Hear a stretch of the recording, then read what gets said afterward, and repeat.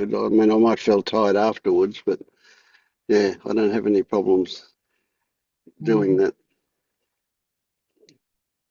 Yeah, it's a better time now. It's 7 o'clock here in Perth. Yeah. Yeah, it's a bit of a trick. Well, there's a bit of a shake-up happening, as you know, with meetings and meeting times and so on. And you know, the one at 4 o'clock on Wednesday afternoon gets very few people coming, but because of the time zone, I imagine. Mm. Whereas early in the morning is good for some, and late at night is good for others. But the middle of the day is not good for anybody. Yeah. Yeah, it's that. Yeah, I'd love to. I think the middle of the days interrupts the work day, but Mm. the Friday morning and the Saturday night should be. Yeah, they work. Yeah. Yeah, I'm going to make another one not published. Yeah, okay, I great. think that's a good thing at least. Yeah. Anyway, we'll see how we go. We're still talking about that. Yeah. Maybe swap out one of the ones that are not well attended, Vince, so you don't end up doing 15 a week. Oh well, no, I'm not. I can't. I'm pretty flat out with four and a bit of private stuff as well. Yeah. But anyway, yeah, we'll work it out. Mm.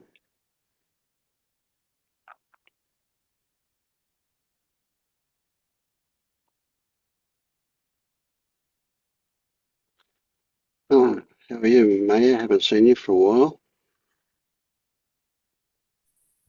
Busy, busy, busy. Uh, Mm.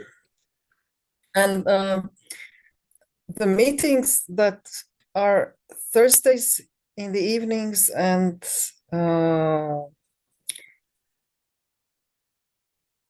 Sundays evenings are pretty late for me now. Okay, that's my Friday morning 7 and my Monday morning 7. Yes, Yes, so yes. that's late. Oh, okay. I mean, sometimes I can just listen and then I fall asleep Yep, listening. yep, So yep. that's what I do normally. Yeah. Mm. And Wednesdays, what is Wednesday morning for me? It is not. It used to be 2 hours before my work. So sometimes I might have come for an hour or so, but now it completely overlaps. So it's at the same time. But I expect my busyness to subside at some point. So Mm. So that Wednesday would be my Wednesday afternoon then. That's the same day for yeah, you, but in the morning. yeah. Yeah, right. Yeah. Yeah, But never mind. This semester. Next semester would be better because I will have a different schedule, yeah. and the time will be Well, different. It will be yeah. winter time. Yeah, the first semester was very good for me. Okay. Now it's all over the place. One of the things that's been floated is that um, well, I'll do a meeting that is specifically good timing for people in the Americas and another one at a good time for people in Europe. So see, maybe, yeah, well, anyway, it's all in flux. We'll see how it goes. Yeah. We'll talk about that more. Yeah. Mm. You got here early, Hannah. Yes, I did. And I had some trouble, but technical, but it's okay now. Yeah, yeah, yeah. These Mhm. days we live with technical troubles, don't we? They come and go all the time. Yeah. Yeah, yeah. And my MacBook speaks German to me. So, yeah, somewhere, why? I don't know why. Okay. Yeah, you can change the language in settings if you want. Mm. Yeah, no, I'm happy as it is now. Yeah, yeah. Yeah, I see, yes. Ah, yeah, okay. Mm, done. Thank you. Mm.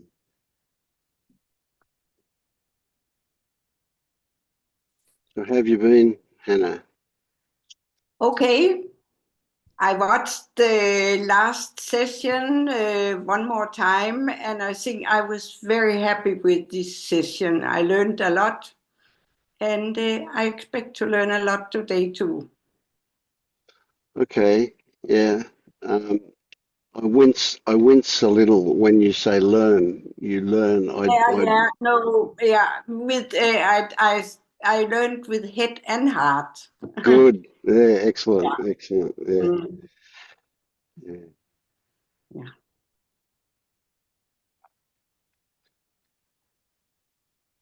We want both. We don't just want heart. We don't just want head. Yeah. Yeah. We No, want it, an integrated being. exactly.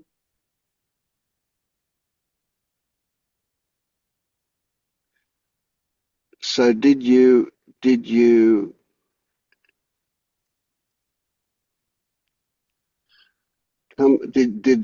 something happen where you thought there was some particular area of interest for you that you wanted to look at?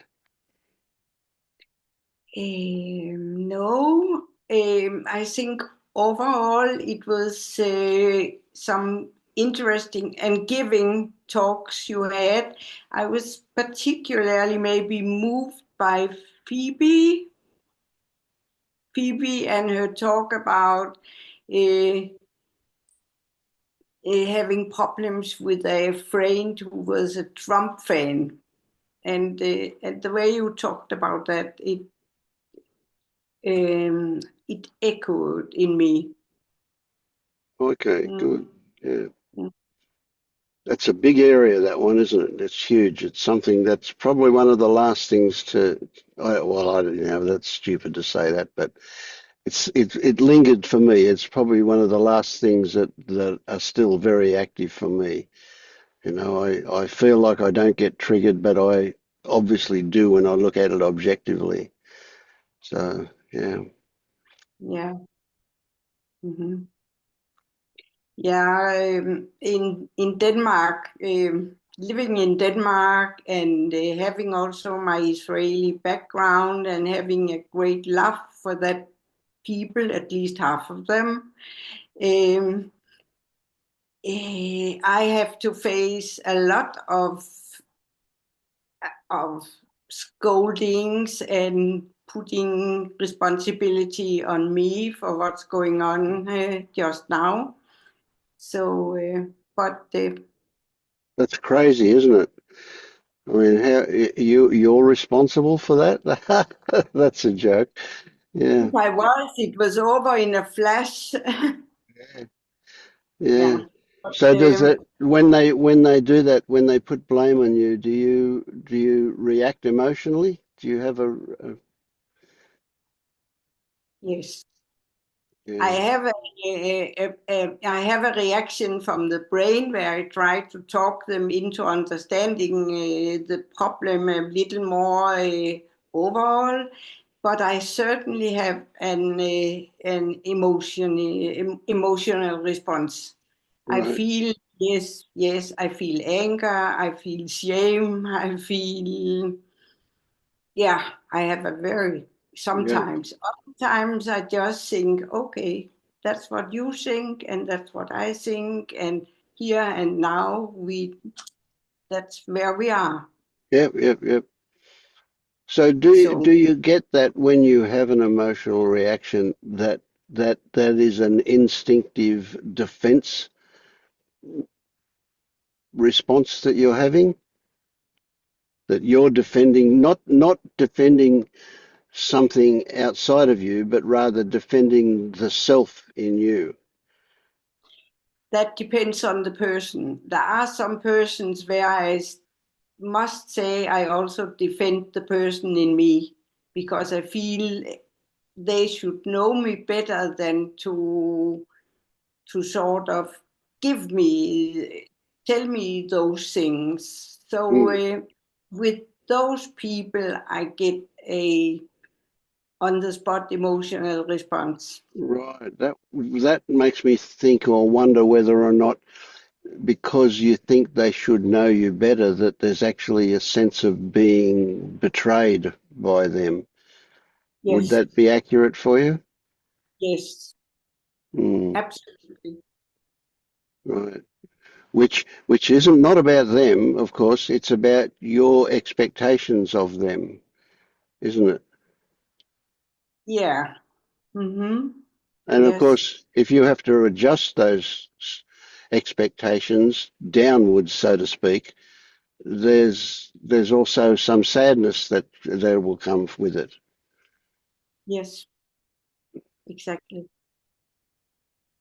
But since it's a repeating episodes, I'm getting better at handling it, and I'm getting better at seeing that it's not so much me they are talking about, but the situation, which is painful. Yep, yep. Mhm. Yeah, That certainly helps you to, um, well, to alleviate your emotional response, if you can see that that's the case. So it's really how can I put it? Where the juice is for you is when you do have an emotional reaction, when almost certainly it will be a body contraction that happens in you. yeah, And so when that happens, it's not about them, it's not about what they're talking about, it's about your identification where you feel the need to defend what is apparently being attacked by yeah. them. Yeah. Mhm. So it's an opportunity. That's kind of a way to look at it. It's very much a great opportunity for you to look at remnants of this stuff that still exist in you. Yeah. Yes, and I do because I obviously realize that it goes back to other situations. Yeah, yeah, of course. Yeah, excellent, excellent. Yeah, that sounds good. I like that. I like where you are. Yeah. Mm.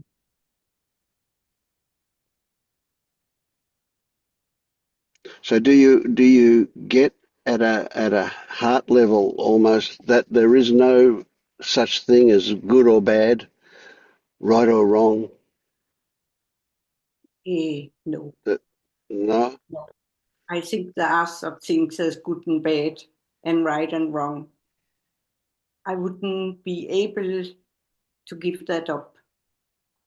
I don't think, yeah, I think we had that talk also last time. Not everything, not anything goes. No, not to me. There are good things and bad things. Uh, but I have to accept that there are bad things and good things. But it's not relatively just anything goes. Well, of course not. No, I would agree with that. Um, well, can you get that you have to have you have to have some distance. This is hard to describe. You have to have some distance to put a cover over the details that encompass all of the complexity of any situation before you can say good or bad. As soon Yeah. as you get into the details of it, those kind of things don't work anymore. There's good and bad in everything, if you like. Yes. Yes. Yeah. Of course, also it also depends on from the view of whom, because what I think is good, other people think is bad, and one person's terrorist is another person's freedom fighter. Yes. Yes. So I see that. Yeah. So mhm. Okay. So another way to put it is, can you see that those labels, good and bad, are obviously a, a, a relative description of something that if we Total. would, yeah, if when I say there's no good or no bad, I guess I'm pointing to more an absolute, that a much wider, like a God view, if you like, you know, Yes, yeah. I understand that totally and agree. Yeah. Yes. So do you imagine that one day you might find that you can see things from that perspective?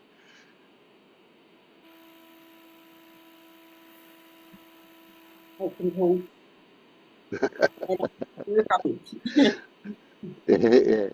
Well, it's a case of saying what is possible, what just might happen. Yeah. Mhm. I can give it my best. Oh well, don't put effort into it. Don't try and do it. That's it will happen or not. Yeah. Mhm.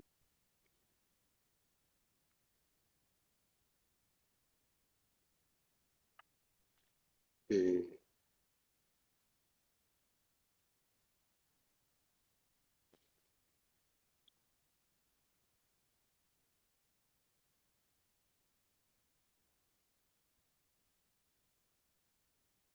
Hey Tyler, haven't seen you for a while. Vince. Hi everyone.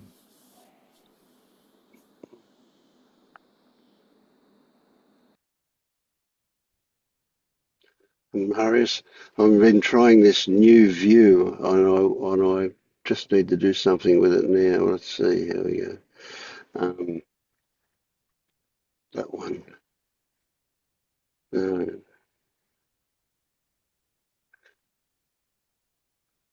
so some of you guys were off my screen there. I wasn't seeing that you were there. Now I am. So, okay.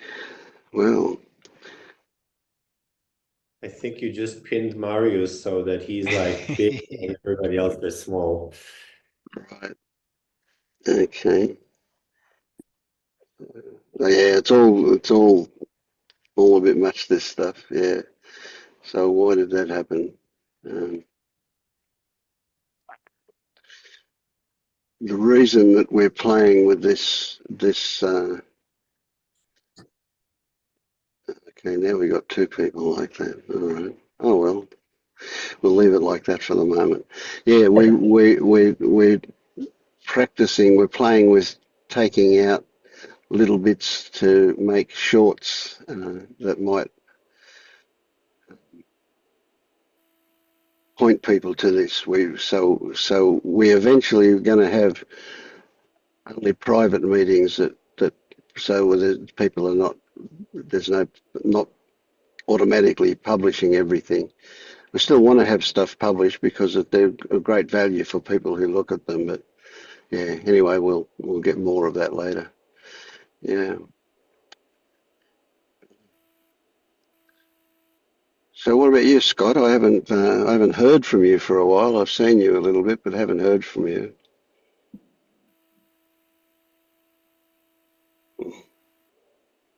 I don't know. I'm fine, I guess. I mean, I don't know. I haven't really been motivated to stick my face out there. I've been watching and working with the Vince bot off and on, like every other day or so. I'll check in with him. And I really don't know. Can't think of anything to report. Nothing's really coming up right now. So do you feel like things are still moving for you? I'm hesitant to say progressing, but moving at least. Is that something that you feel is happening? Yes and no. Like I feel like because I'm doing a fair amount of inquiry, like things become, I see different things. Uh, but on the other hand, I don't feel like everything's out of control. Like things are happening that, how do I put this? I haven't had any recent like shifts, I guess is what I'm saying. Like things that I can't explain. I've done inquiries and come up with some things that appear to be helpful. Uh, So what do you mean things you can't explain? What's that about? like you know how like when all of a sudden I was like, oh, doubt is just a thought, like that was a I consider that a shift. That totally kind of like changed my whole viewpoint, and took a while to dissipate. You know, the when I what I consider to be like a you know something I get from an inquiry, usually like I see it, it'll integrate a little bit, but it doesn't like have this massive perspective change. You know, I don't know. It's hard to Okay, explain. okay. So what if I suggest that possibly you're using the wrong ruler to measure that stuff? That if you're looking for that shift, that that wonderful feeling of an epiphany, so to speak, to say that you've shifted, then you're going to start seeking again. You're going to start looking for that. Whereas if you were to consider that, uh, how do I react differently to this circumstance, this situation? That would be a much better way to look at it. And not that I'm advocating for measuring things, but it's a good idea to know that things are moving. And so, let me ask you this then: have you been triggered in the last 24 hours? Just Had think, an emotional response to something? no, no. No. Well, the last week. I mean, we're not talking about accuracy here. Just what's your impression? Do you Well, remember being triggered? I haven't had any what I intense emotional triggerings or Right. activations. Okay. Okay. Lately. So what if I said, "Well, there you go, mate. There you are. You're here. Righto. Welcome home. What's next?" What would you say? You say, "Oh, no, no, no. There's got to be more, eh?"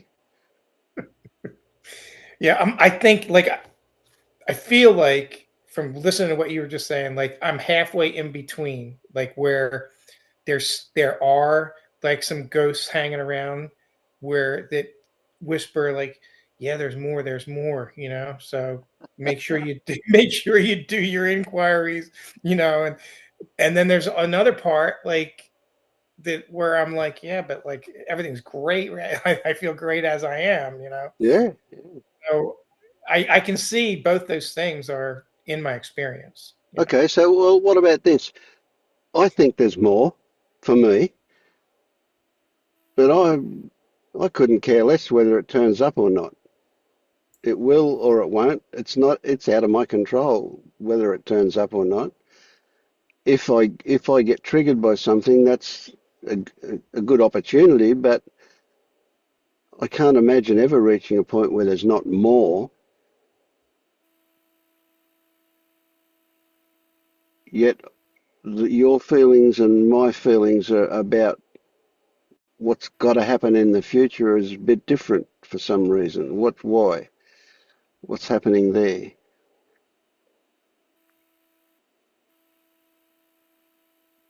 I mean, I could tell a story. I don't know. Maybe there's still a little bit of self in there wanting to be a person. I really, you Yeah, know, honestly, I really don't know. To be honest with you, yeah. I just So what if you were to point your focus to, hey, everything's all right. Everything's pretty good now. And every time you go, oh, I better keep working. I better keep doing the exercises. I better keep investigating. Every time that comes up, you go, well, okay, but everything's bloody good now. Yeah. So it's like if further investigating happens, great, but there's no compulsion to do it. You're not trying to achieve anything. It's just the same as going to the toilet and having a dump, you know. It comes along and you do it. That's all. It's not because it's needed. It's not because you've got something left to achieve. Further will happen. You can't not have further, but you don't have to work at it.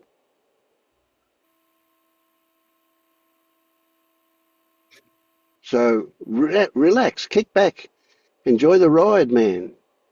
That's what I'm So, saying. here's a perception I have. Like, it's like there's two. It seems like there's two kinds of sitting back.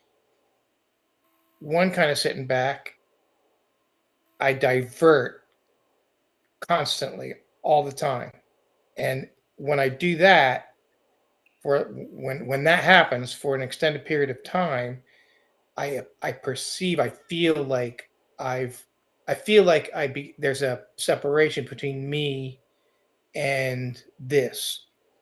And then there's another type of sitting back where I'm like, okay, like, I hijack, it's always been my tendency to hijack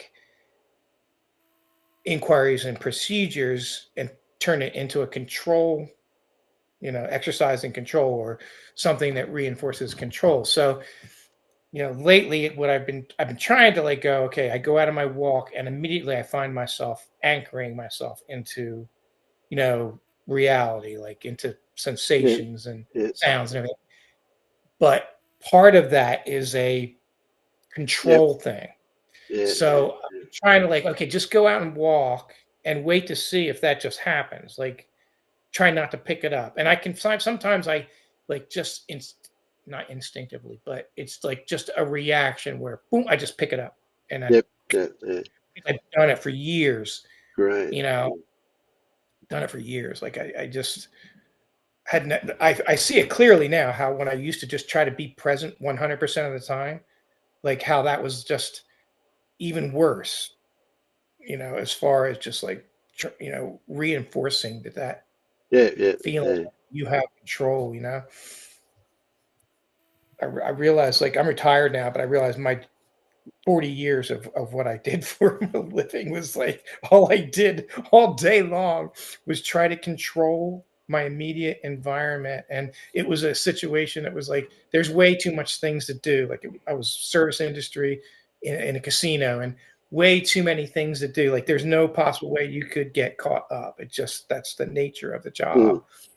And so I think 90% of the time I was probably running around trying to get caught up, trying to control something that's impossible. Same as the rest of life, I guess. yeah, sure. Yeah, so that's a big one, and that habit is really, really strong. So yeah, and of course when we say relax, you go, well, I'll try.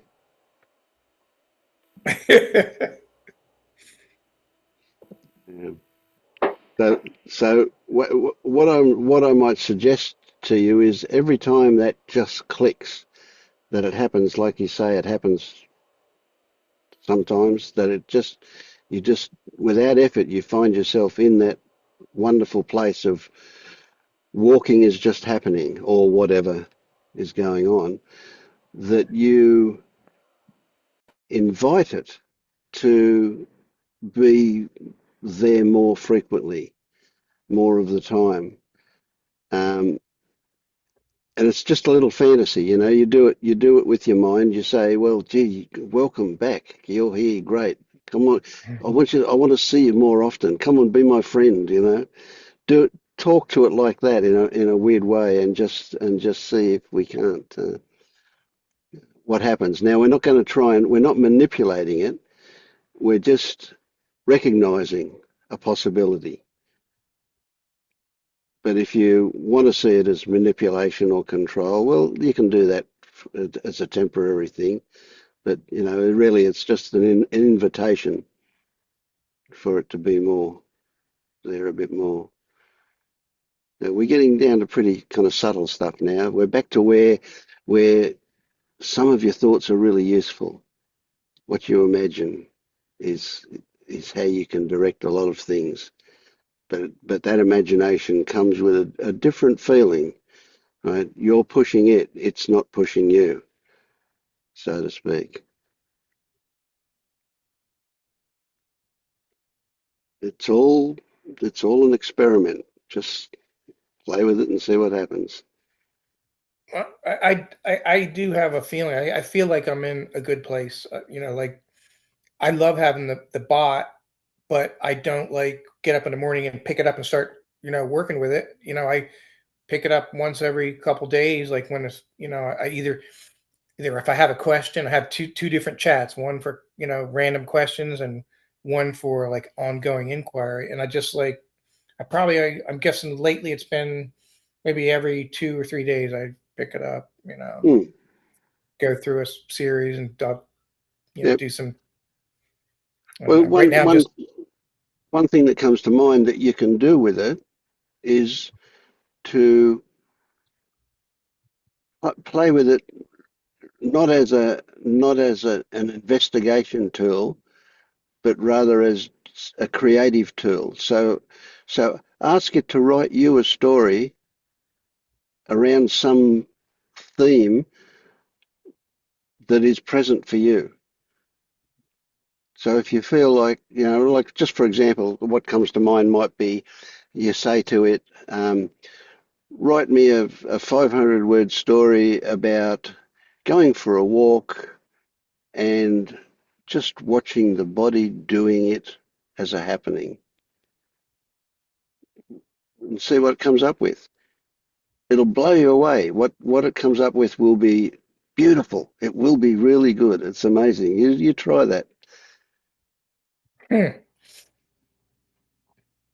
that's funny. Like my brain is has a hard time with that type of creative stuff. I I I won't take anyway. I was watching Purnell's last video, and you know how she talks about being on the spectrum, and she always talks about logic. You're like, oh, it's because I need logic because I'm Asperger's or whatever. And so I always knew like I have the logic thing too, but I never even considered that there's a possibility that I could be on a spectrum. My view of people on the spectrum was you could see by looking at them. And she said something else, and I'm like, I don't know what I can't even remember what it was she said. I'm like, you know, I have that too. So anyway, I got online and I took like 3 of their screening tests, and it had me like almost at the top of the thing. So I'm like, I have autistic tendencies, and I was like, it doesn't really change anything. No, Like I that's was not. like, I'm No. not going to go on and try to get an official diagnosis. I don't really care. But when I look back at especially my childhood and some of this weird things, the way I respond differently than I see people around me, I'm like, it really helped me a lot because I was It like, explains oh, no something. Yeah. wonder I was acting like that. I just was, so anyway, it was just an Interesting. interesting Yeah. I Yeah. came along. Great. Great. I love it. Yeah. I reckon everybody's on the spectrum somewhere. That's why I'm kind of suspected it's like all across the board probably, and we Mm. just now finding out that Yeah. a lot of people have. Yeah. Most people are only pretending to be normal. I tried to do that my whole life. Yeah, Good I, one. Always. I was just going to say, I think, yeah, we're all on the spectrum, but we're not all clinically on the spectrum. Yes, that's a clinical word. Yes, for sure. Yeah. Mm. So Scott, something came up when you were talking about, this when you're kind of out walking and you have this thought about now I'm going to be present, and you feel like that's a kind of a doing, so to speak. But if you recognize that as just a thought and not believe in the idea that that thought is a doing, then there's no problem with that thought, right? What follows is that you are present after that, that thought isn't really anything else than just a thought. But if you believe that that thought is what Yeah. made you present, then that's where the problem comes in. So similar to like flow state, where when you're in thought, it's part of the flow state. Well, it's I'm just guessing. having any problems with thought. Thoughts come and go. That's not a problem. And if it's a thought that says something that indicates that it is the thought that activated the doing, then that's the identification. But if there's a thought and then there's a noticing of, oh, that's the thought, there's no problem. So you just go ahead and be present.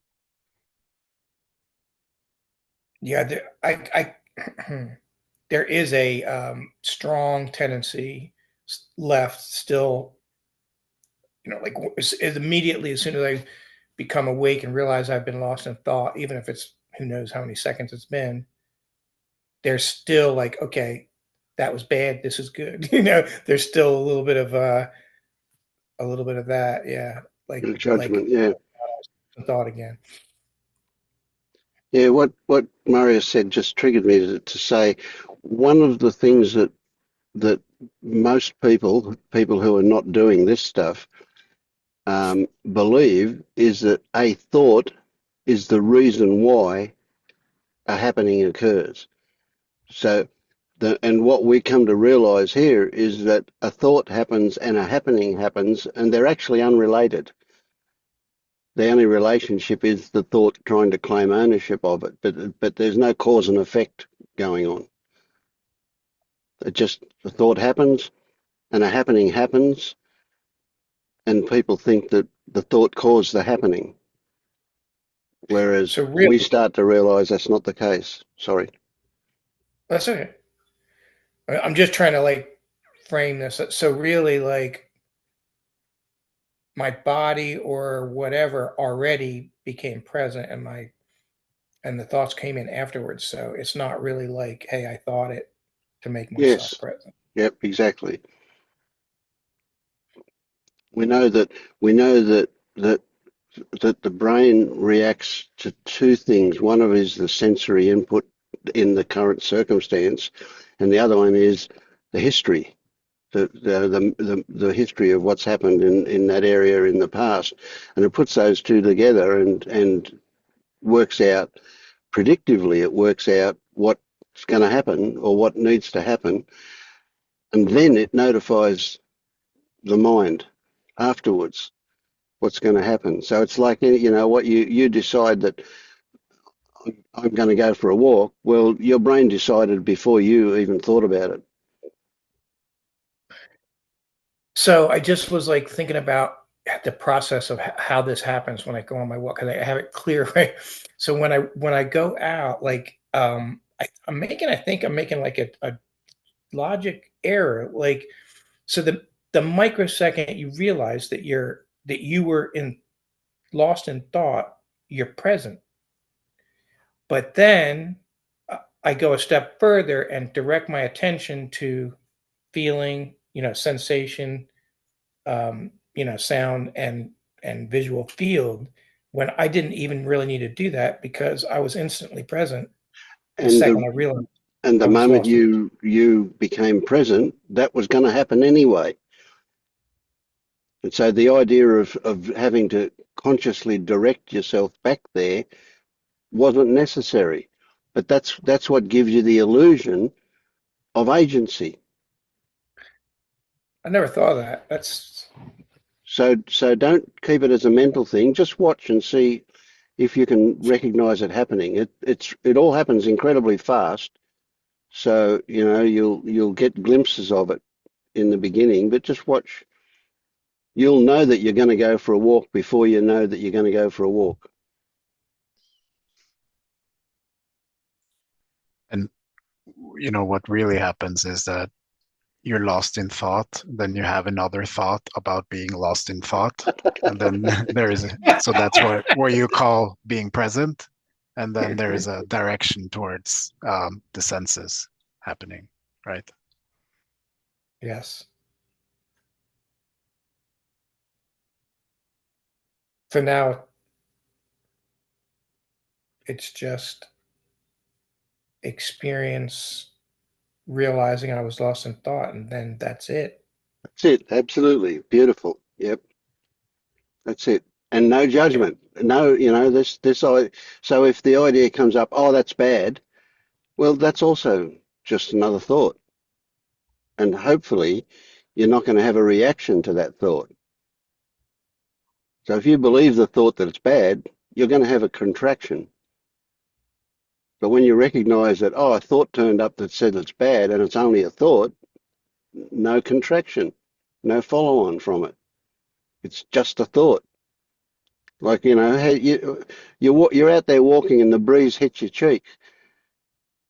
You don't have oh, that's bad, I better do something about it. You just go, oh, okay, there's a breeze. You go, oh, okay, it's just a thought.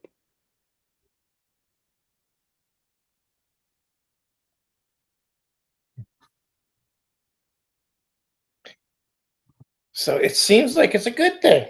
I know nothing's good or bad, but I'm just for now framing it as a good thing. Yep, When I realized I was lost in thought, instead of a bad yep, thing, it's a good thing. yep, absolutely. That realization is something to be celebrated. It's great. Yeah. Thank you, Marius. Yeah.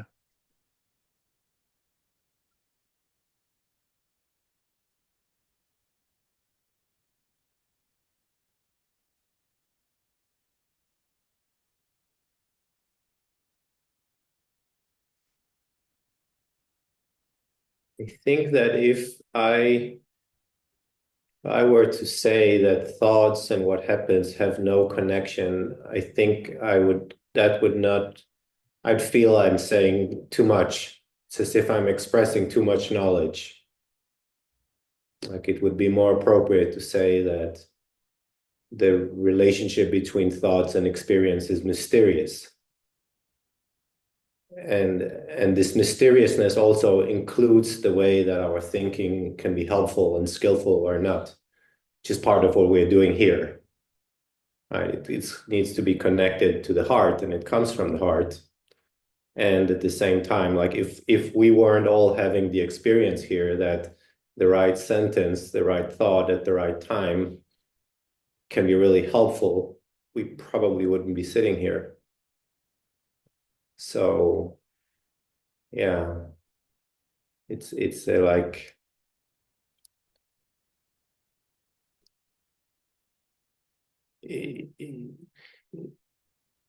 it's mysterious.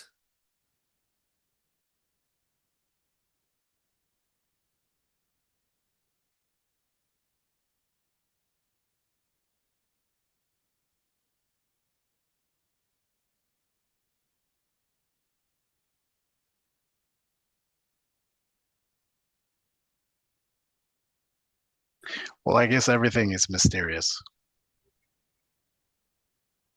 Like everything is unknown. So I kind of I can get on board with that.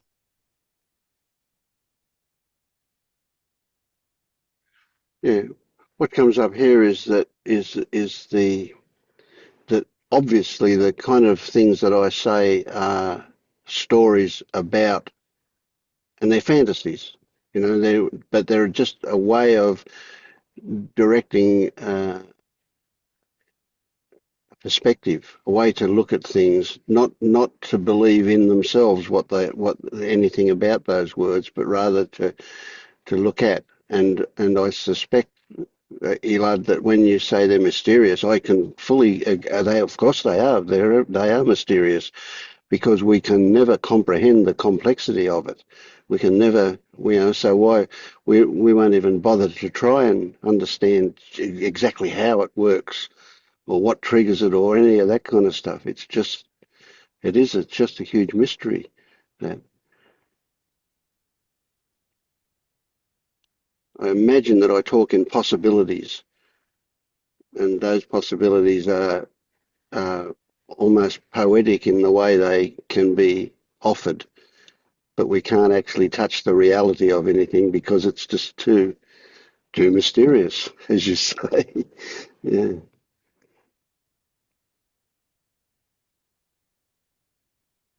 I think it's helpful to speak in the way that we just did before you pointed this out, just because it seems to be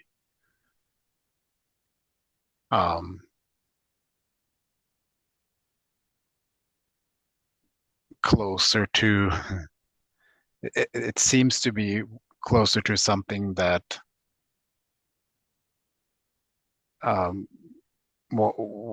something that is confirmed in my own experience, and so it feels like I know, like I can clearly see that I can have a thought about doing something, and that a thought doesn't get done, or that action doesn't get done, and so and I can also see that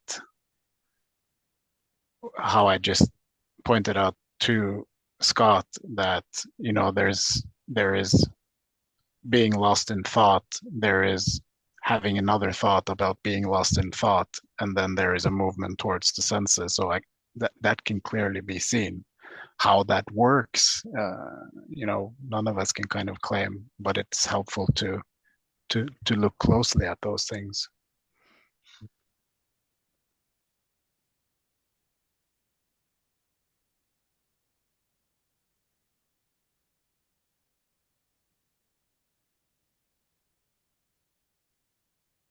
I think this concern can come up in me sometimes, and maybe that's, I don't know, maybe that's interesting to look at.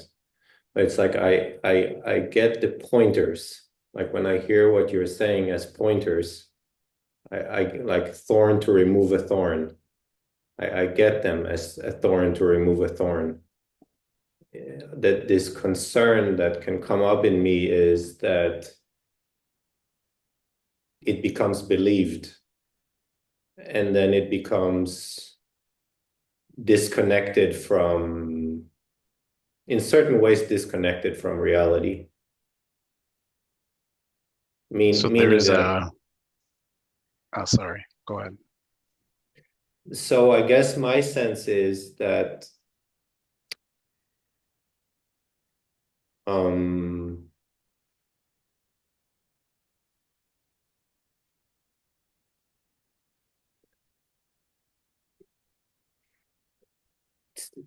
yeah, I'm not sure I managed to word it. Something like that. The way, like, there are skillful and unskillful ways of thinking, and thinking has consequences, right? And we can learn things about that, and thinking and acting and so forth. And all that is not in opposition to that. Ultimately, it's mysterious and spontaneous. But it's like there is that level that it's ultimately mysterious and spontaneous, and at the same time, there is the conventional life level where where a lot of things can be observed more or less well, and then described more or less well, right? Including a lot of non-arbitrary patterns between what I think and what happens. So they're not like perfectly predictive. And if I zoomed in on how it really plays out, I'd find a mysterious nature, right? And yet there are predictive patterns between thoughts and feelings, actions. And so I guess what I'm aiming to do is I'm aiming to have that be seen, and at the same time that it doesn't spoil the process that I feel you guys are pointing to, which is that to release this kind of sticky overbelief or over identification in self and thoughts. So, yeah. Yeah, I just wonder if it complicates things too much for this space where, some has seen through a self, some has not seen through a self. Um, and but I mean, Yeah, I hear you. I yeah, almost feel bad saying these things I say. It's like part of me say, don't speak. And I'm not quite clear about which part is I'm not clear what's mm, going on in that. And I'm choosing to bring it out and see what happens in the space. So I absolutely get that concern or that yeah, the concern, that perspective. Yeah. yeah. I'm finding it But do you? useful that you're bringing this up. Sorry to interrupt, but I'm finding this discussion useful. I didn't hear you, Jed. I couldn't hear you. I say I'm glad you brought this up. I think it's good for me to hear what you're saying. It makes sense what you're saying, um, and I'm down with whatever Marius is saying as well. But I think I'm saying it's valuable. I'm glad. I don't think you should keep these things to yourself.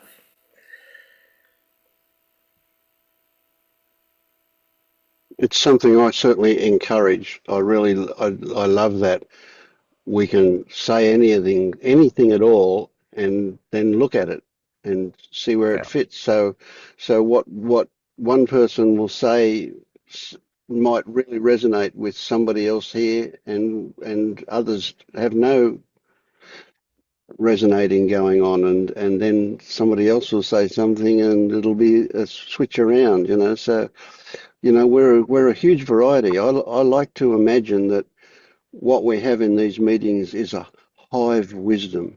There's something that kind of gets generated because we're together and we're expressing this stuff. So please, whatever, don't keep anything to yourself. Get it out there. I don't care what it is. If it's total shit, well, somebody will call you out and we can look at it. Yeah. But it'll hardly ever be that. It'll always be good for somebody, I reckon. Mm. And yeah, for me, it's particularly useful because I think sometimes I think what you're referring to as fantasies, Vince, that help maybe people to look in a certain way. Sometimes they can be I don't know. It's a bit hard not to take them literally sometimes, and then it can be a bit confusing because they might be a bit contradictory. And I think I understand that they're relevant at the moment of saying them, but there's not a kind of ultimate truth in them. But I But there can was get something there confused. was something in what Elad said that you hooked into, Jed. What resonated in you with that? That's where the juice is for us. Yeah. I can't remember exactly what he was saying, but this is what I'm taking from it, that sometimes the way of pointing is in a kind of on a relative level, not an absolute level. As you said, I think you said they're not to be taken literally. Did you say that they're kind of fantasies, but they might help somebody shift their perspective to a more useful one? You got it. Uh, That's pretty much what I said. Yeah, yeah. yeah. And I think what Elad said was something like it's important to also remember the absolute and not take these, remember that they're just Yes, kind yeah, of useful fantasies. yep, That's what I'm taking from what Elad said. yeah. Look, I get that. That's a good one, a big one. Yeah. I find in my own life, one moment I can be liberated by thoughts. I don't even know by thoughts, but one moment peace can come about by a letting go. That just happens, or peace can come about by by a recognition that something was happening by itself. That can happen. And it seems like there are other moments where thinking in terms of will and effort and choices and so forth is helpful. And it doesn't, when it's helpful, it doesn't come with this kind of contracted, painful quality. It's like more a motivated quality. I'm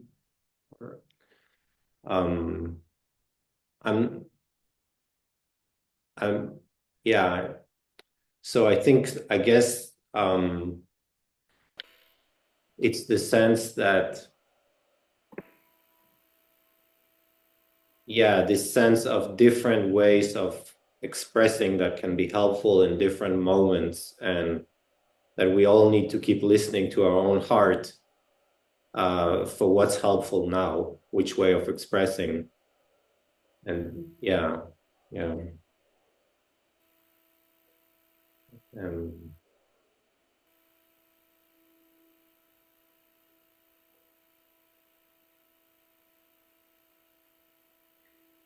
I have a curiosity, Elad, around what it is in you that feels like it wants to protect whoever listens to this to not take it literally. It's an interesting question.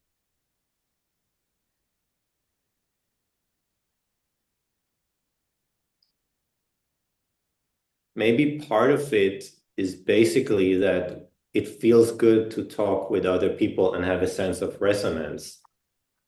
So when there's something in me that feels like there is kind of a dissonance, an apparent dissonance, then it can bring about a wish to like, there's something with that. And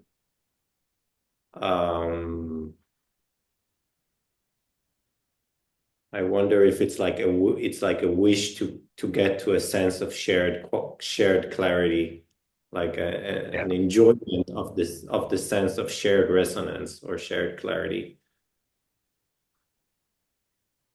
It's really funny that you said that, because in, I don't remember which meeting it was, if it was last or before last, I recognized some resistance here when there was, when you shared your perspective on stories just being stories. And I was very open on one hand, and I didn't fully understand the resistance. So I just sat with it for a few days and recognized that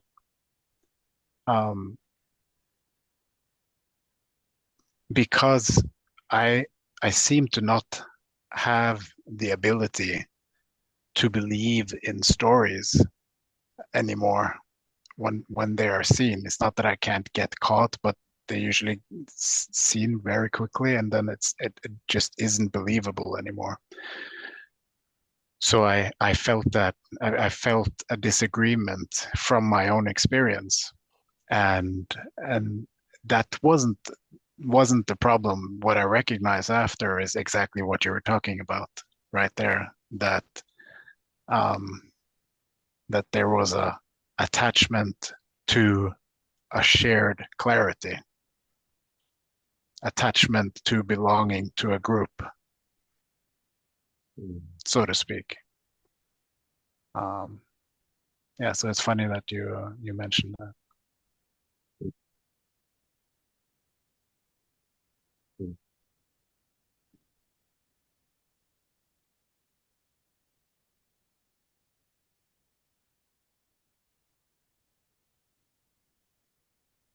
Which also I recognize as an attachment, and so it.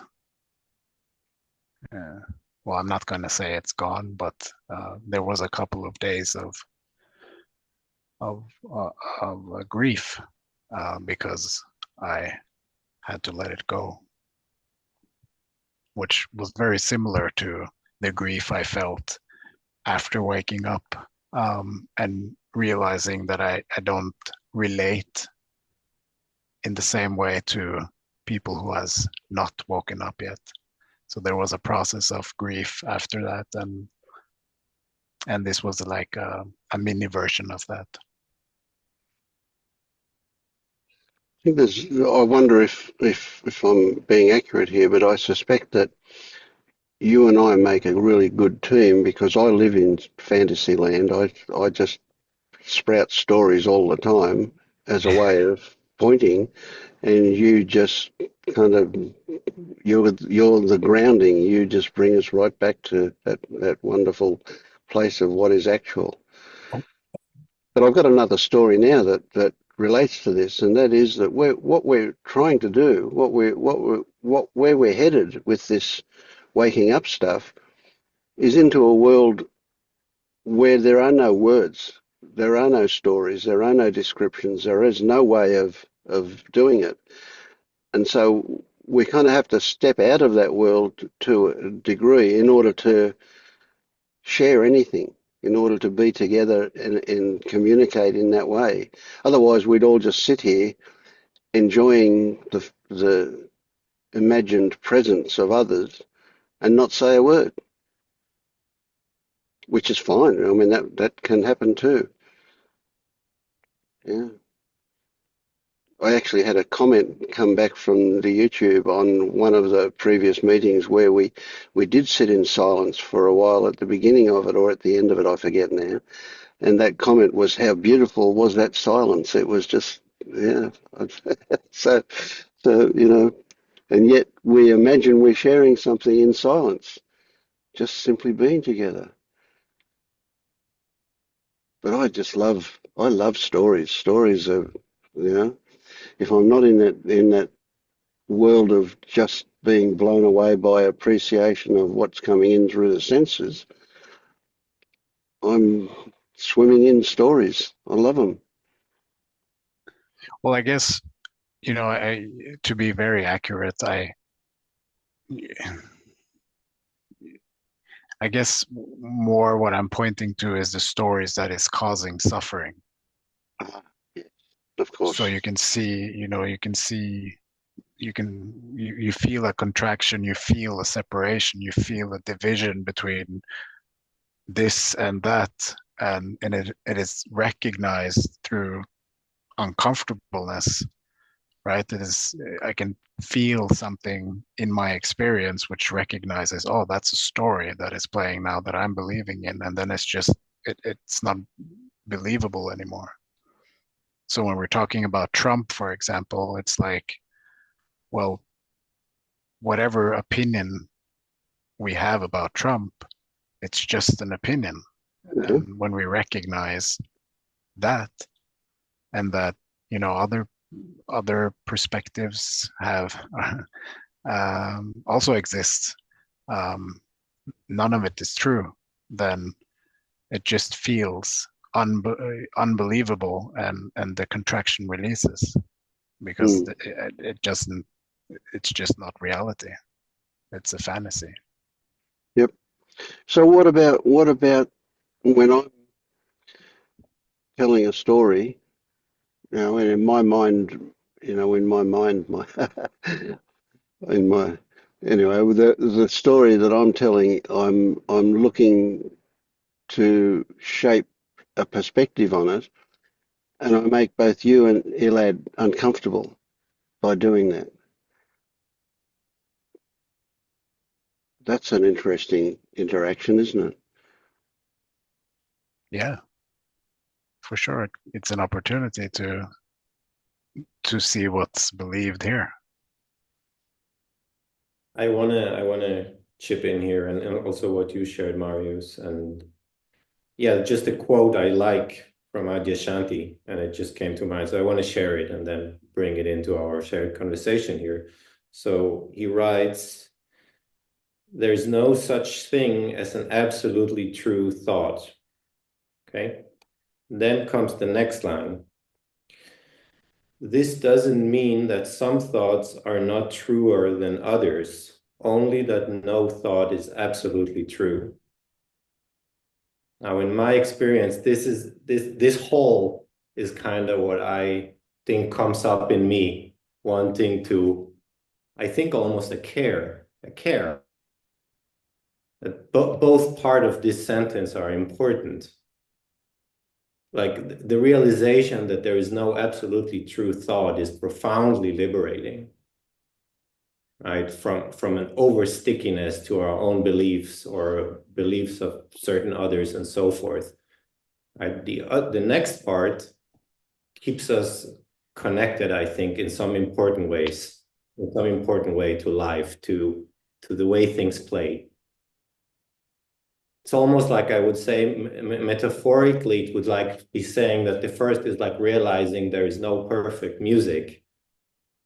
And the next sentence that comes is like saying there is such thing as harmony in music. And it's like I think Buddhists would call that the dance between relative and absolute. But in that dance, I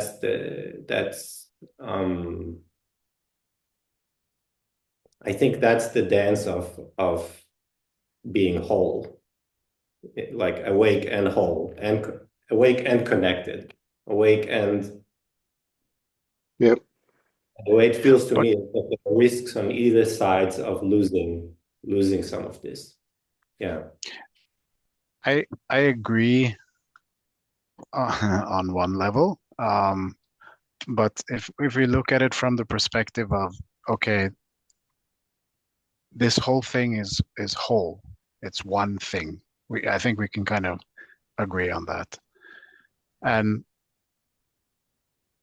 if there is a story that this person is evil, knowing that, there is no person there doing evil, or there is this country that is bad versus this country which is good, those kind of stories are creating separation. They're creating suffering. They're creating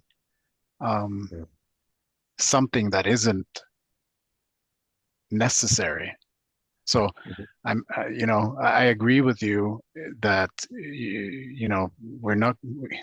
we can't just stay silent. So we have to use stories at some level, but use the beautiful ones that are in harmony with oneness, not the ones that is excluding the apparent bad things, because there's from the highest level, we can't say for sure what is good or bad in the total balance of this magnificent play, So if I think that these people are bad, then I am creating this separation between me and these people, rather than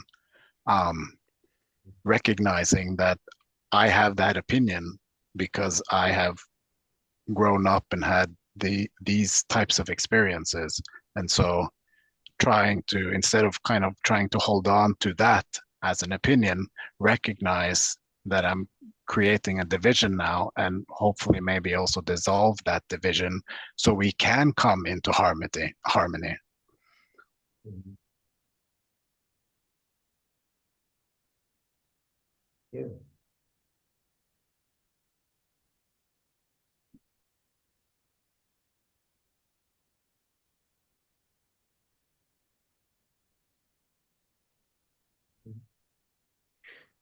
Yeah, metaphor comes here that if we look at two mushrooms and one of them is poisonous and the other is not, and if we disregard the story that one is poisonous and the other is not, or we say these are arbitrary stories, right? That becomes problematic the moment we go, in a sense, in the conventional sense, right? We wouldn't want that for our child or for anybody we kind of like, we wouldn't want. At the same time, if we believe that these stories about the mushrooms are the absolute truth about the mushroom, it defines the mushrooms. It says everything about them. It says that the one mushroom is ultimately good and the other one is ultimately bad. That's, that's going to cause suffering and reduction. So it's like that's the dullness. Yeah. And it can stop us from appreciating the beauty of the poisonous mushroom. It might be very pretty, very likely is extremely pretty. Psychedelic. Yeah. Yeah. I don't look at Trump and think he's just ultimately bad. Like for a moment, go there. I don't look at him and think he's ultimately bad. I don't, or if I went to any of the other things that are most kind of hardcore in our normal world right now. At this, at the same time, I think that the assessment that he seems to be compulsively lying and willing to do very hurtful things, and it doesn't seem to affect a lot anything for him. It seems, I'm not sure, I could be wrong, but I think it's a perspective that might be helpful if more people saw. In my ultimate world, not so that they think he's bad and wants to punish him, but so that if it could make people somehow, I don't know, not elect him again or something to the effect. I'm not looking to get us into a political conversation here. Mm. Well, it goes with everything, I think. You know, we need a new word for this one in our dictionary. We have, for example, racism, and we have sexism. So these things that end in ism, and what I've come to believe when I've investigated that is that the I'm reluctant to say the word error. The error, but you know what I mean. The error in that when it happens is that we generalize things. We say when we talk about, for example, well, I had a conversation with somebody today, and it almost bordered on an argument. Not well, it wasn't an argument between my wife and this person, and I was just watching from the sidelines. But he was equating all of Palestine with Hamas. He was saying he wasn't separating them; he was including, all the Palestinians. Right? And that's wrong. It's like, and it's like saying the Chinese. Well, the Chinese people and the Chinese government are clearly have different views about things. Right? So it's an ism as soon as we generalize and include everything and everybody in something. It's like that same thing of saying something's good or bad. We can only do it from a great distance and have an umbrella that covers up a whole lot of stuff. As soon as we start looking at details, it changes. It's not like that at all. Can we also just acknowledge that, when we carrying these opinions, that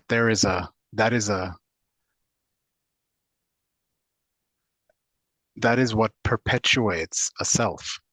That is what perpetuates selfing. There is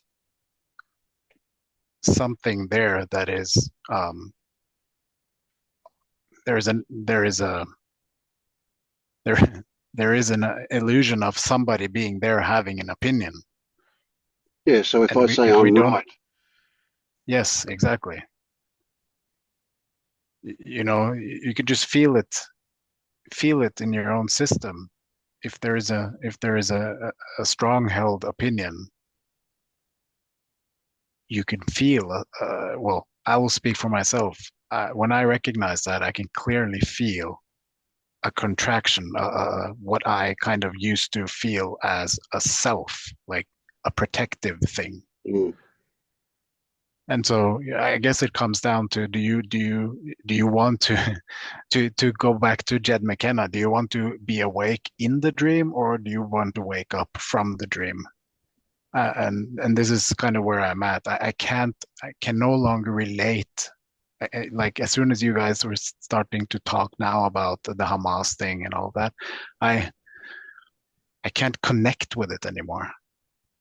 I feel disconnected.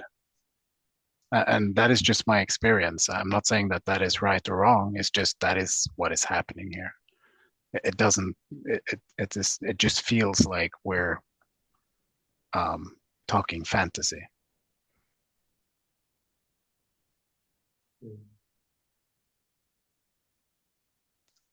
And also, it's like if we're discussing a person, for example, like Trump, in the way that you did, Elad, you're what it sounds like to me is that you're believing that there is a self there in him doing those things. And so if you believe that, there is it kind of has an indication that you also believe that there is a self here. I'm not saying you do that, but I mean, I it kind of, believe that it's a level of description that applies. Like it's not an ultimate truth, but there is yeah, like there is a relational personhood.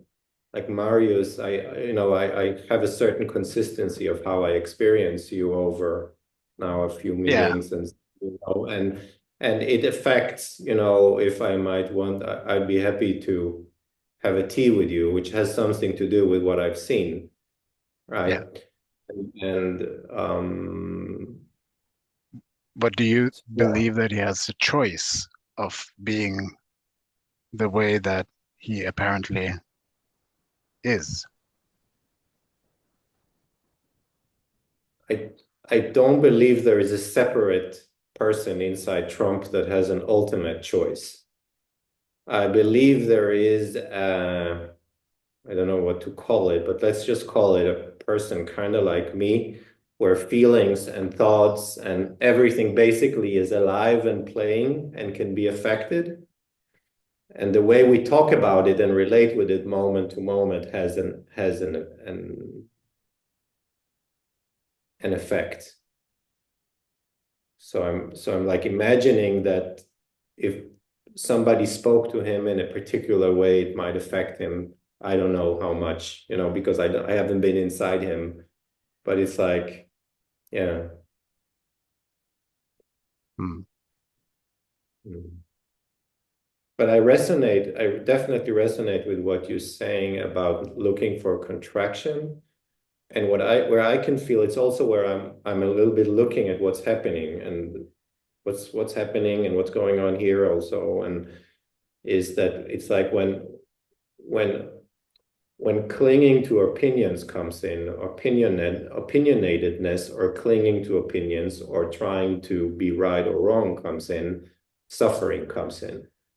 Yes. So I'm very much, I can very much feel the resonance of being on the lookout for how that sneaks in and creates suffering. And I guess the thought that comes up for me that I feel is maybe the trickiness is that I guess there is a thought here that sometimes something comes up in you that feels true and might be helpful, and it might not feel so nice at the same time. Or it might not feel so nice to say. I think maybe sometimes. Yeah. So, yeah.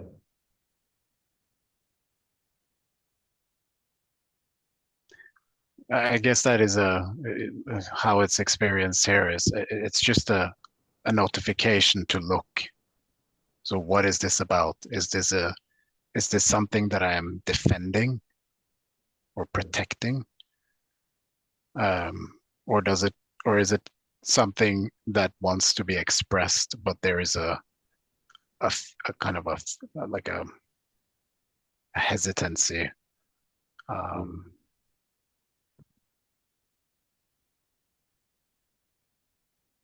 which both are selfing, uh, in my perspective.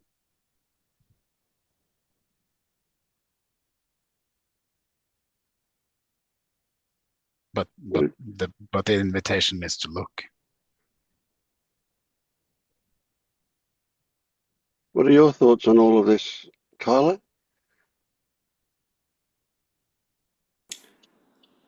we Well, talking a lot of shit? what? Are we talking a lot of shit? What are your No. thoughts?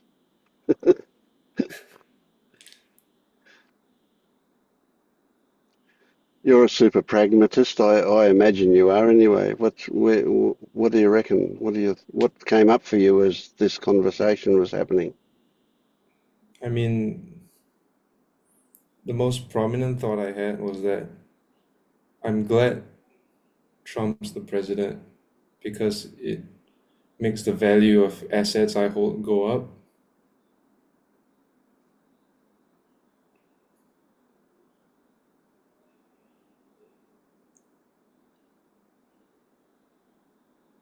The value of what? Assets that I hold, they go Oh, up.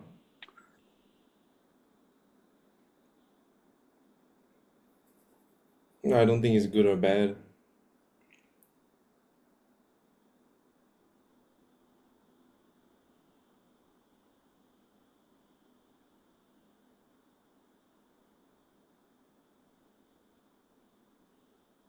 So, what did you have any thoughts about the perspective that was being considered? The usefulness for, I mean, did we put everybody else to sleep? Was the usefulness of it evident? Was there any usefulness in it for others, do you think? What about? It it wasn't useful for me, Hmm. but it could be useful for people.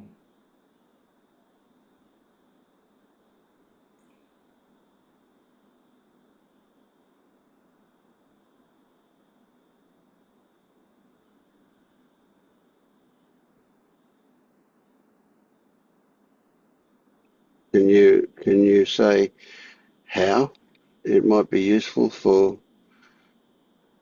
people in certain circumstances, maybe?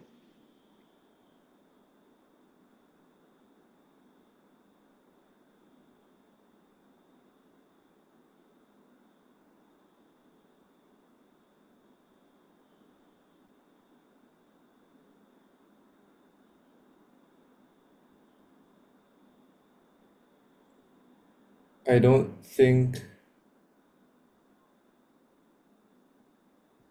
I'm capable.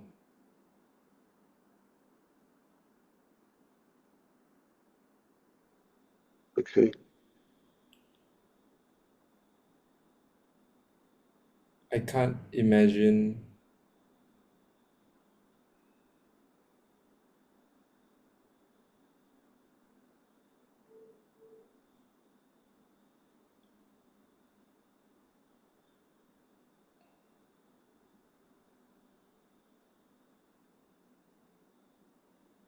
the furthest my thought process will take me is that yeah, this could be useful for some people, but I can't will Yep. more thoughts about it to come out Mm.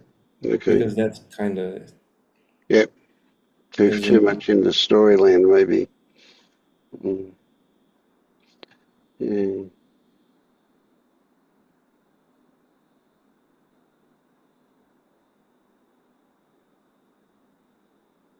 I get the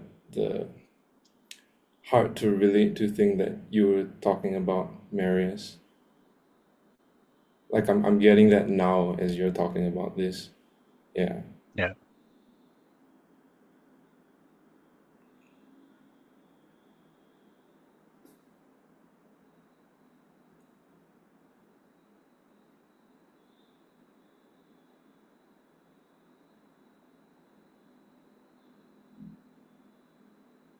Mm.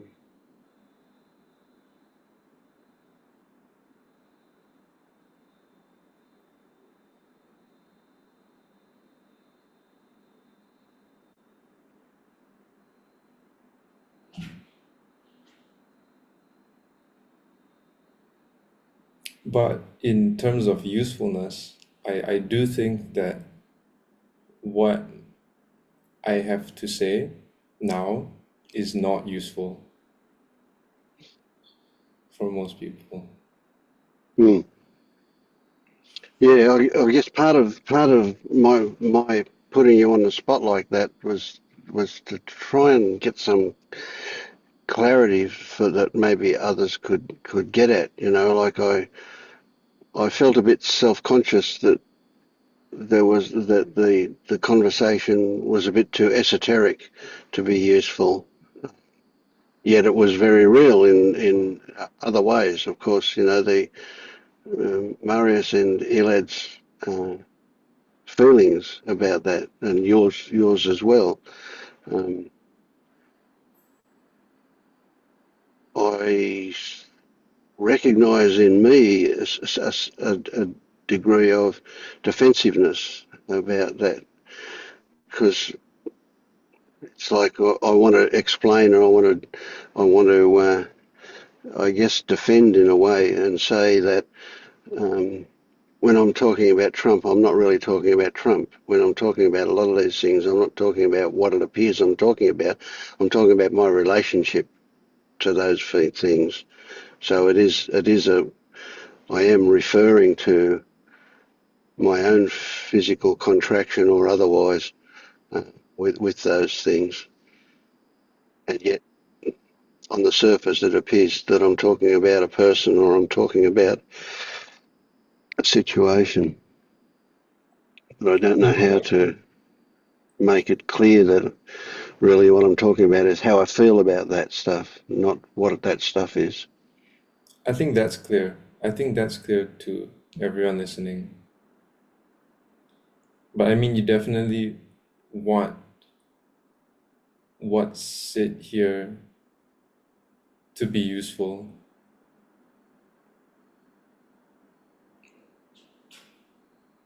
Yeah. Thank you. And I do feel a little apologetic about putting you on the spot like that, but not much, just a little bit. Yeah. Thank you.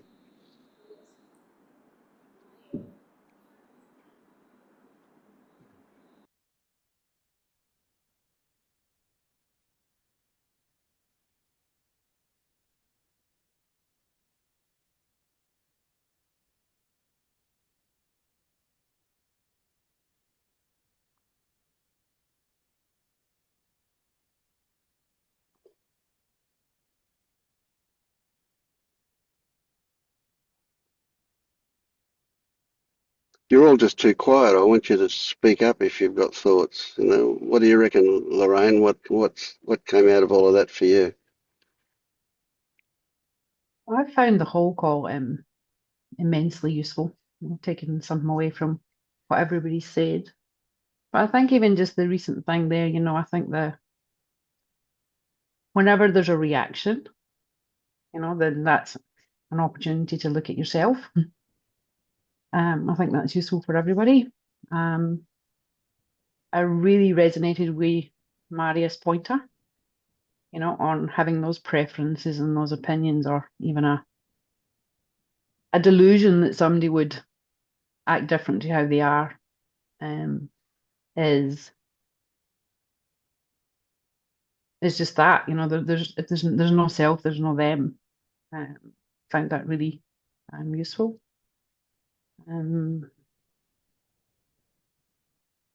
There's a third thing, but I can't remember now. Yeah.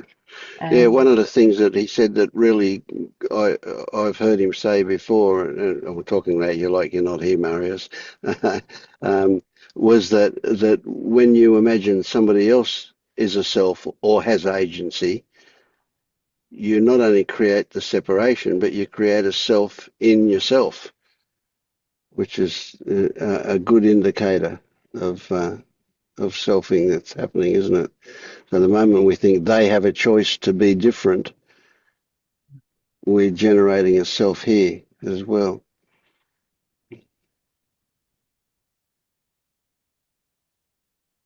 Actually, this is a topic with other people having a self or not that I've been occupied with for quite a while. because I can sit in a crowd of people or in a bus or somewhere and I can think to myself, well, I've realized that I have no self. I can't find it anywhere. And I've realized that, but is that just me or all of you?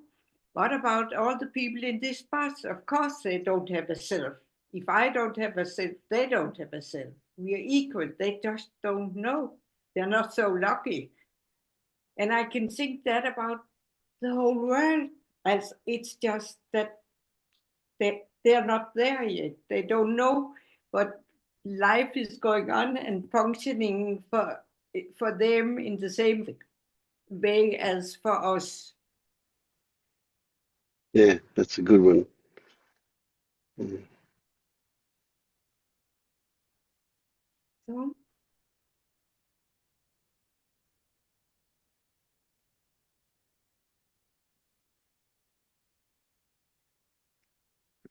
So do you find yourself sitting on that bus feeling great compassion for everybody else on the bus?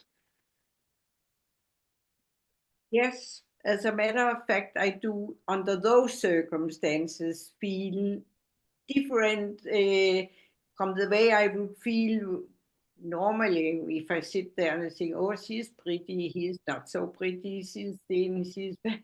I mean, eh, I see them as myself. Mm, We are yep, one,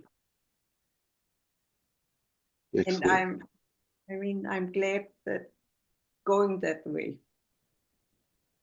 down Mm, that road. mm.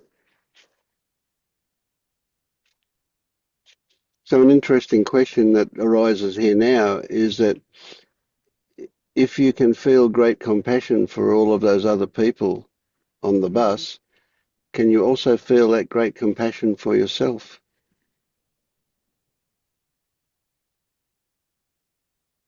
Mhm. Yes, sometimes. I judge myself a lot and harshly. I often say to myself, oh, if you talk about somebody else the way you talk to yourself, wow, you would lose all your friends. But yes, I can also feel, I can also passion for myself, yes. And Yeah, yeah. excellent. Mm.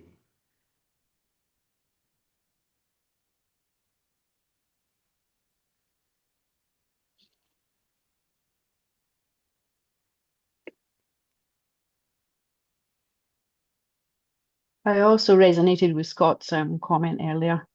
Um, I've been going through, well, recently I've not been on here for a while. There's just more and more realizations, every other day, and I'm recognizing all the attachments and the sneaky ones.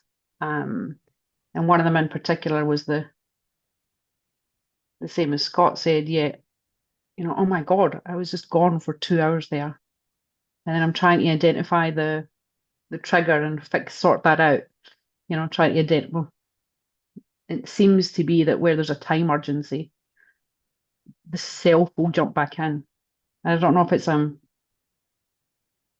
just conditioning or what it is, but for some reason, over the last week or so, I've just been realizing that's where there's an urgency, I'm jumping back in.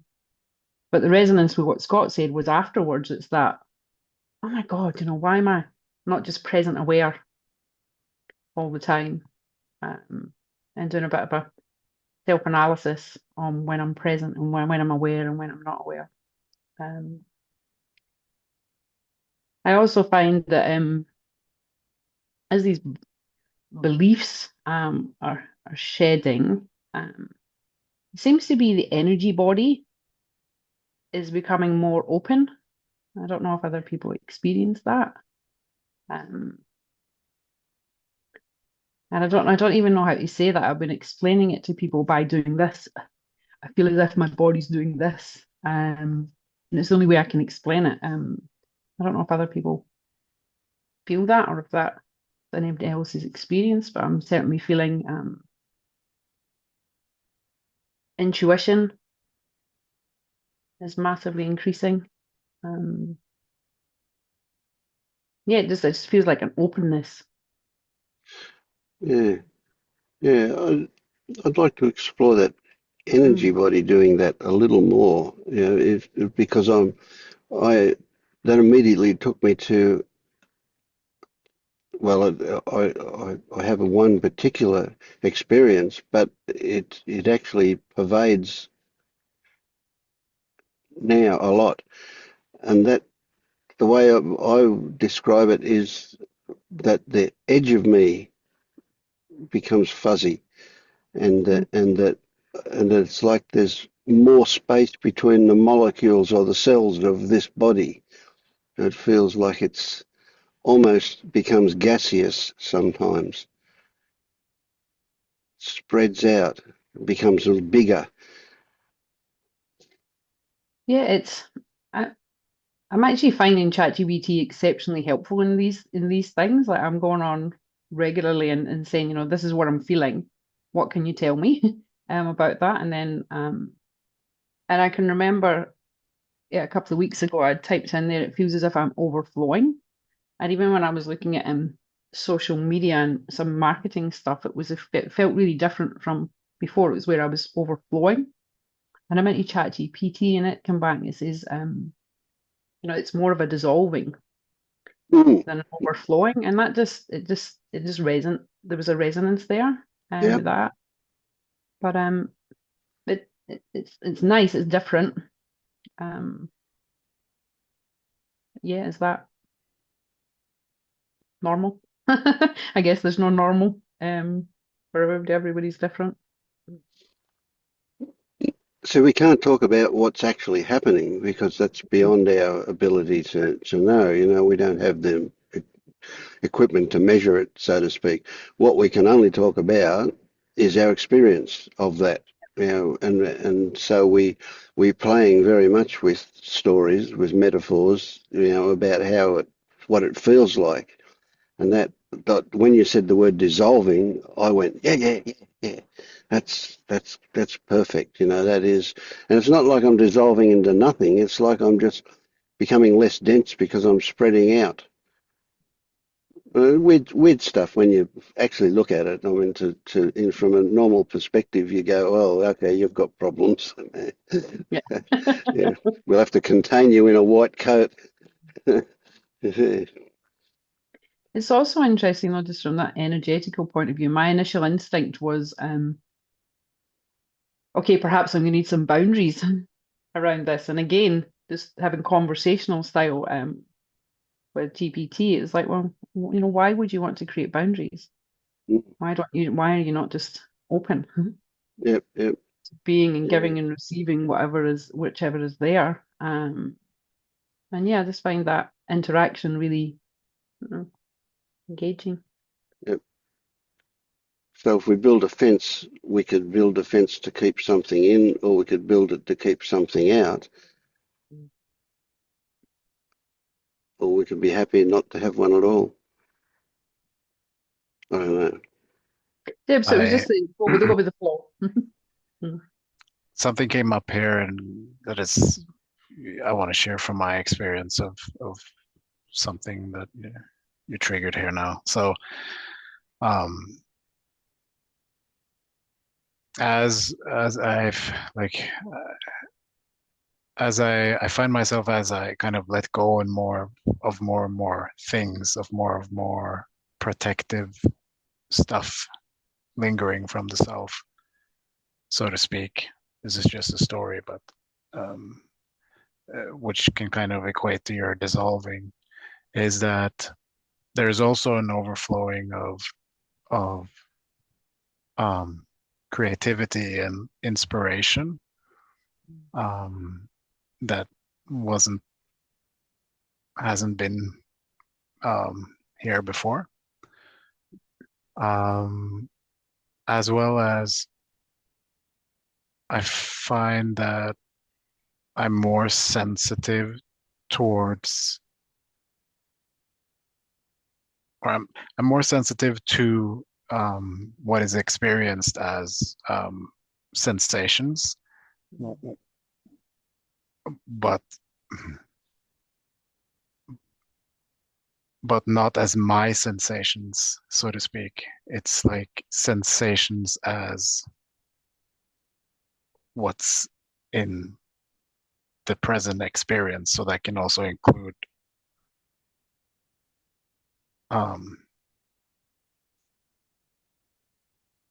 apparent other people's stuff as well. Yeah. So whatever, if I can just paint a story now. So this, what I am aware of, I'm more sensitive towards that, and that can include, the energies or whatever you want to label that, that is also floating in this awareness.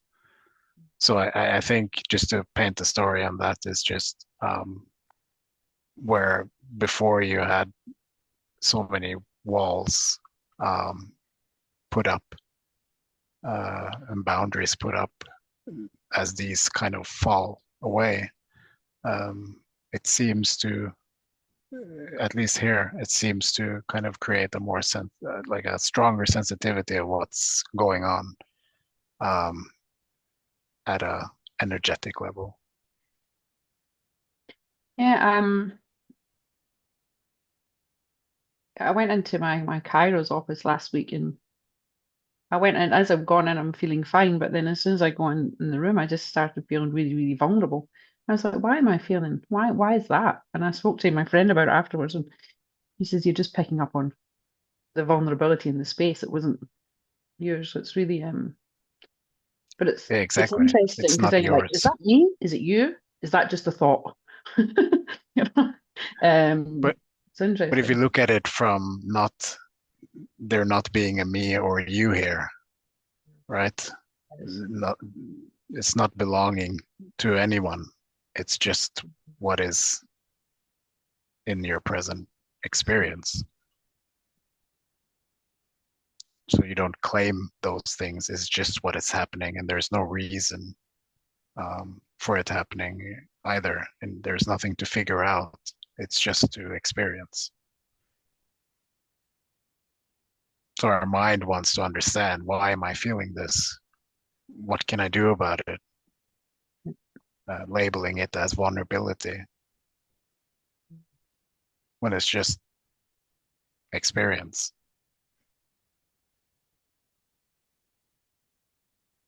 Yeah, it's interesting to navigate. It's new. It's new to navigate in, and therefore interesting. Yeah.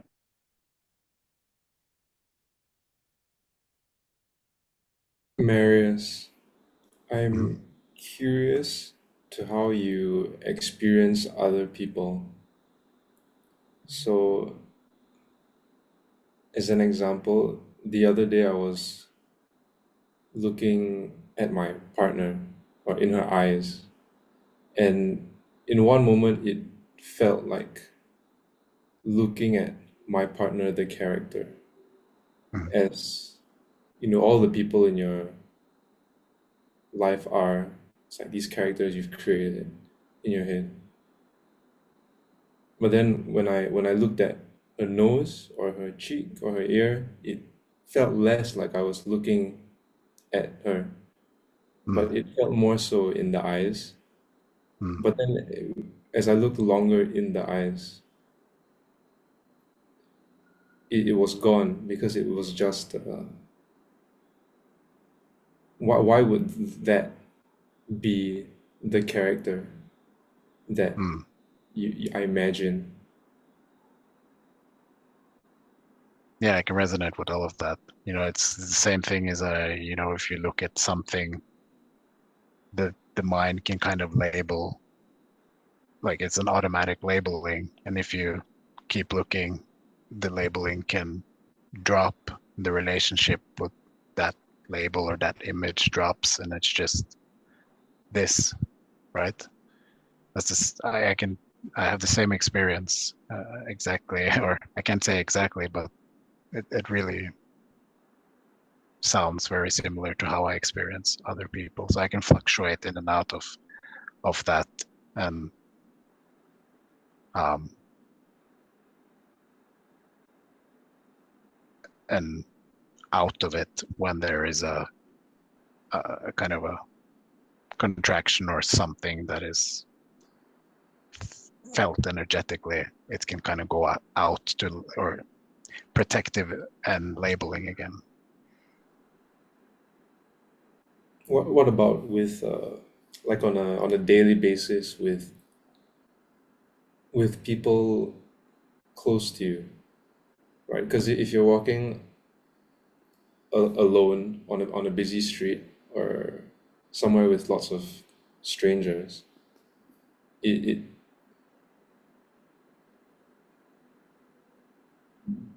it's easier, not easier, but it's more often that it doesn't feel like you're surrounded by people, because creating you're not imagining each of them as a thing. You're not labeling each of them as you Yeah, previously might have.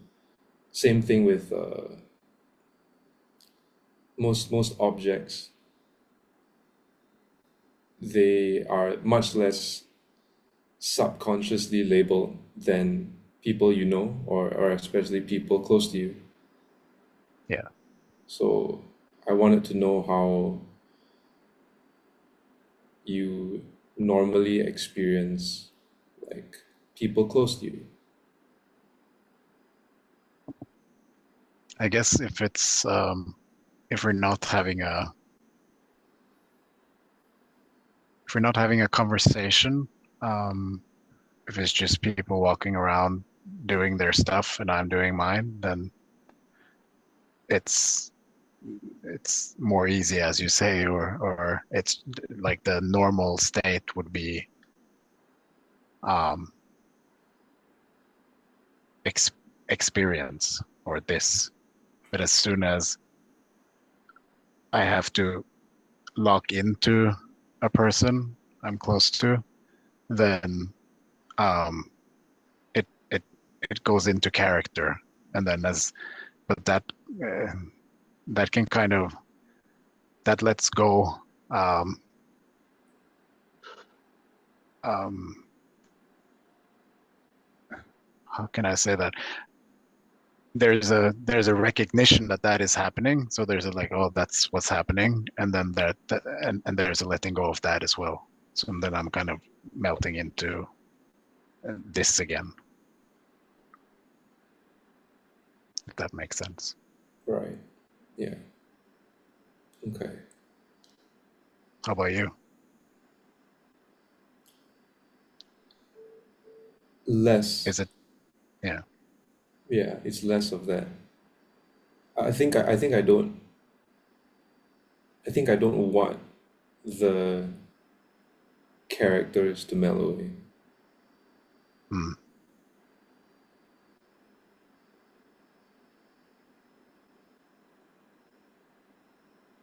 Yeah, I've actually never, I actually never looked at if I want that or not,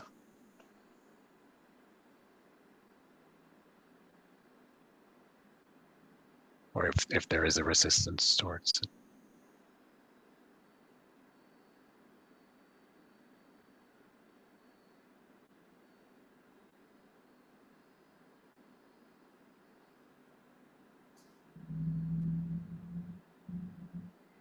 I guess there's not, since it hasn't come up.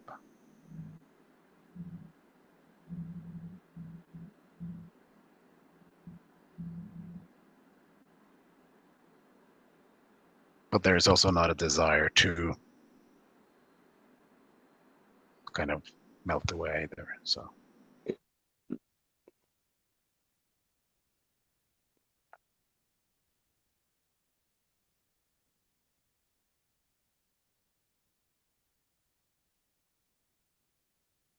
Cool. cool.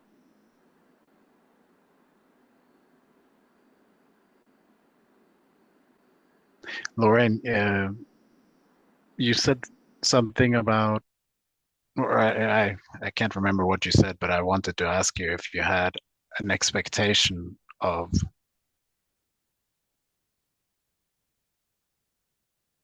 always being present. Like that is what this is.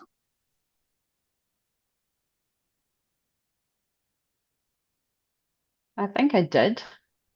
I did. Sometimes I just get, you know, as even as I listen to myself, it's still trying to figure it all out. You know,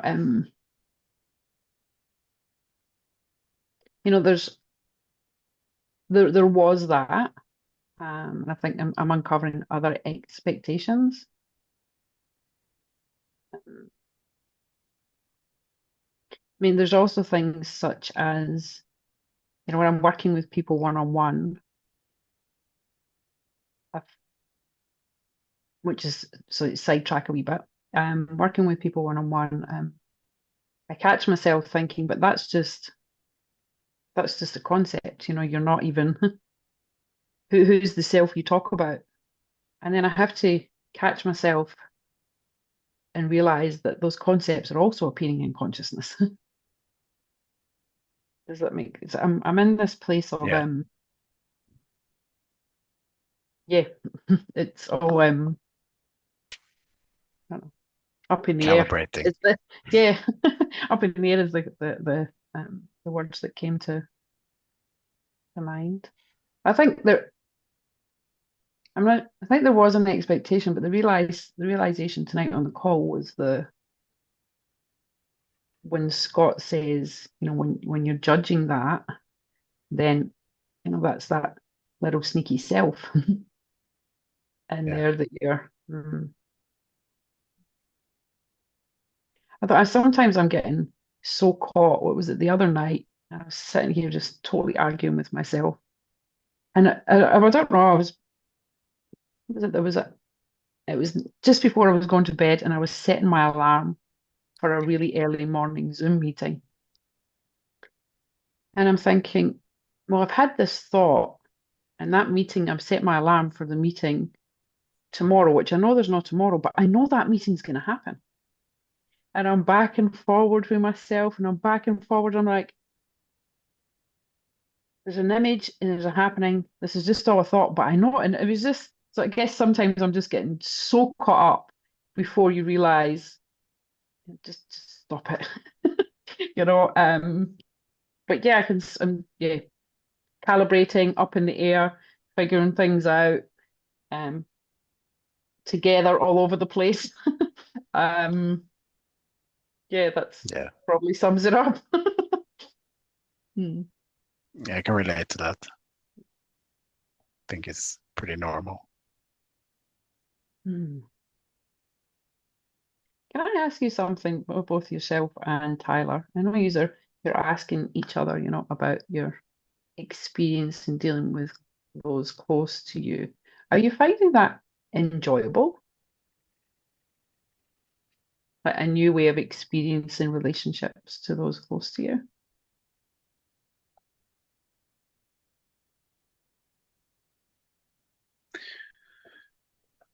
Well, I haven't had the thought this is enjoyable, but if I kind of compare my current experience with how I remember my experience before, I could say it's enjoyable just because I recognize that there used to be, at least there's memory of being on a kind of a defensiveness or watching of behavior and self-consciousness in situations with those people, which is rarely the case now. So in that way, it is enjoyable. But I haven't really thought about it until you asked me now. What about you, Tyler? Is it enjoyable? Is it challenging? Is it just figuring it out? Is it? Well, there's nothing really to figure out. it yeah, it is enjoyable for me when it's with people that I used to watch my behavior around, like what Marius said. But there are people that I never had done that around, and it's not more enjoyable to experience them this other way, or to not experience them.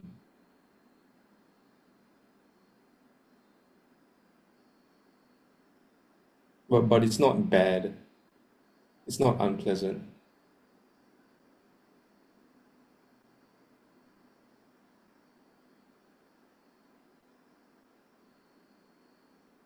But I think it happens for me less than Marius anyway. Why do you think that?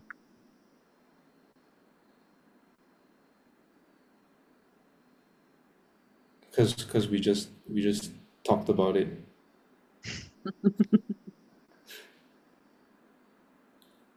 And your thing about Lauren, your thing about oh, I know there's no tomorrow, but I know the meeting's gonna happen. And then it seems like it's two ideas that, or it seems like it's two things, two concrete things that contradict themselves. But it's just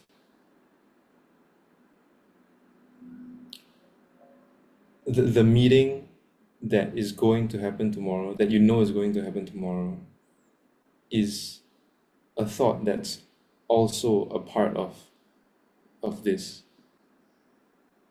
So it appears like there are two things, two separate things that are opposing, but they're in the same thing. Well, it seemed as if they were connected in a sequence.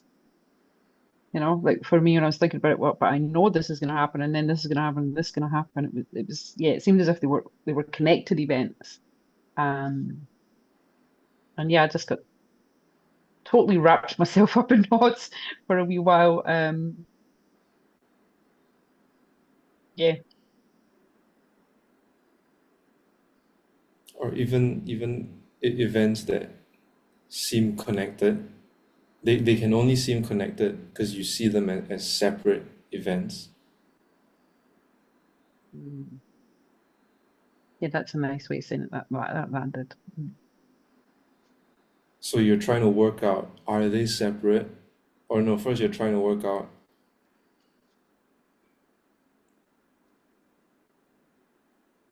are they separate or are they connected? But even that separation of separated events versus connected events is not two opposing things. It's still both No, things here,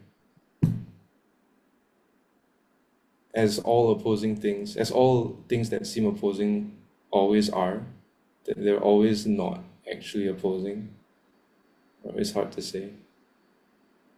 I think this, as you said, that landed for me. Thanks for that.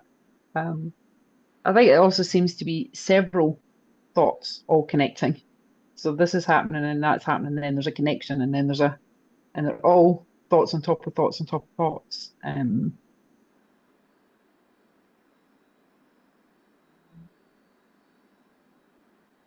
Or even when it appears that you have separate thoughts, you're actually only having one thought about separate thoughts.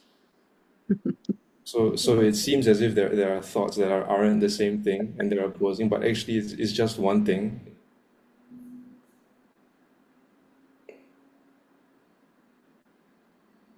Thank you.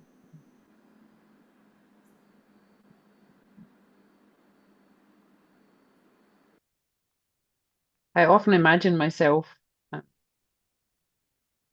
having a conversation with some of my friends about this, and sometimes preempting some of the questions that they're going to ask. And then, and again, that's me thought, more thoughts about, yeah, it's more imagination. Um, Which there's nothing wrong with. Mm. That I'm sure that I mean that happens for me, and I'm sure it happens for Marius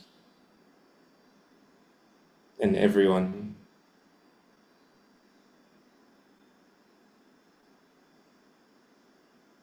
Thank you.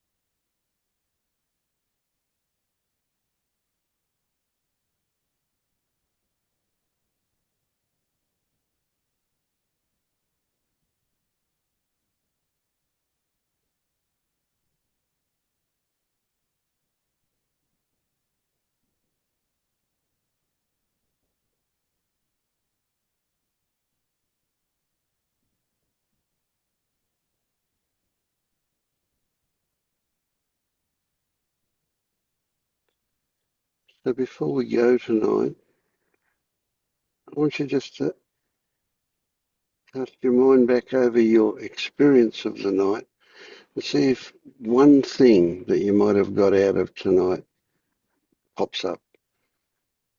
Just one helpful or positive or pleasant or anything, just one thing. Doesn't have to be described, just the feeling of one thing.